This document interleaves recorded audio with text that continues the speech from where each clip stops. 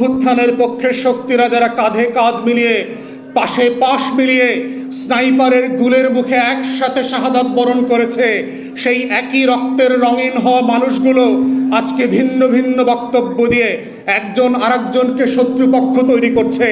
এইটা যদি আমরা বন্ধ না করি, গণ অভ্যুত্থানের পক্ষের শক্তিগুলোর ভিতরে যেভাবে ফাটল ধরানোর চেষ্টা করা হচ্ছে, গণ অভ্যুত্থানের পক্ষের শক্তিগুলোকে একজনকে আরেকজনের পক্ষের বিপক্ষের খলনায়ক বানানোর চেষ্টা করা হচ্ছে, নতুন করে বয়ান তৈরি করবার চেষ্টা করা হচ্ছে।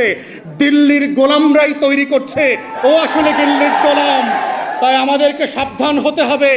বন্ধু বেশে কারা কারা আজকে দিল্লির গোলাম বানানোর জন্য আমার আজাদির লড়াইকে, আমার গণ অভ্যুত্থানকে ব্যর্থ করে দেওয়ার জন্য দিনরাত চেষ্টা করছে, সেই দিল্লির গোলামদেরকে এক্সপোজ করা, সে রাজনৈতিক দলের নেতা হোক, সে আমলাতন্ত্রের মধ্যে হোক, সশস্ত্র বাহিনীতে হোক, গোয়েন্দা সংস্থায় হোক, এই যে নতুন বয়ানের রাজনীতি তৈরি হচ্ছে, যেই রাজনীতির মধ্য দিয়ে গণ অভ্যুত্থানের নায়কদেরকে আজকে খলনায়ক বানানো হচ্ছে, যেন বাংলাদেশ সব লুটপাট করে খেয়ে ফেলছে সমন্বয়করা।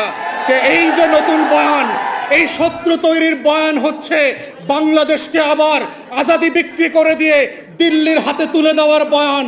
এই বয়ান হচ্ছে এজেন্ডা সেটিং করে 111-এর মতো করে মসনদ পরিবর্তন করবার যেই রাজনীতি, এই রাজনীতি থেকেও আমার তরুণ এবং যুবকদেরকে সাবধান হতে হবে।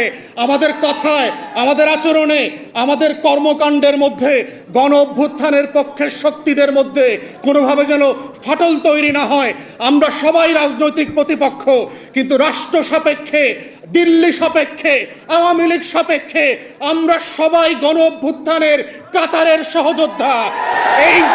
এই লড়াইতে বিএনপিও লড়াই করেছে, এই লড়াইতে এনসিপিও লড়াই করেছে, এবি পার্টিও করেছে, জামাত শিবিরও করেছে, চরমোনাইও করেছে। তারা কেউ গণ অভ্যুত্থানের শত্রু না। কিন্তু আমরা দেখতে পাচ্ছি দিল্লি এবং কলকাতার বয়ান দিয়ে আজকে গণ অভ্যুত্থানের পক্ষের শক্তিগুলোর মধ্যে যেই বিভাজনের রাজনীতি তৈরি করা হচ্ছে, এই রাজনীতি হচ্ছে দিল্লির রাজনীতি, নায়কদেরকে খলনায়ক বানানোর রাজনীতি, শত্রু সাপেক্ষে বাংলাদেশের স্বার্থ বিক্রির রাজনীতি। অতএব সেই রাজনীতির ব্যাপারে প্রত্যেকটা রাজনৈতিক দল এবং নেতাকে সজাগ সচেতন যেমন থাকতে হবে, তেমনি ভিজিলেন্ট থাকতে হবে। এই গণ অভ্যুত্থানের আপনারা যারা সম্মুখ সারির সহযোদ্ধা ছিলেন, পাশে পাশে বসে, প্রান্তে প্রান্তে বসে যারা লড়াই করেছেন, আবু সাইদ মুগ্ধের মতো যারা এখনো আবাবিলের মতো বুক চেতিয়ে বসে আছেন, লাল সবুজের পতাকার দিকে চুপটি মেরে যে তাকাবে শকুনের মতো, ওই শকুন চুপটি মেরে চোখ সহ তুলে দেওয়া হবে। সার্বভৌমত্বের প্রশ্নে, স্বাধীনতার প্রশ্নে, আজাদির প্রশ্নে কোনো কম্প্রোমাইজ হবে না। এটাই হচ্ছে আগামী দিনের নতুন বাংলাদেশের একমাত্র বয়ান। এবং সেই বয়ানের নেতৃত্বে এনসিপি থেকে শুরু করে জাতীয় যুব শক্তি নেতৃত্ব দেবে।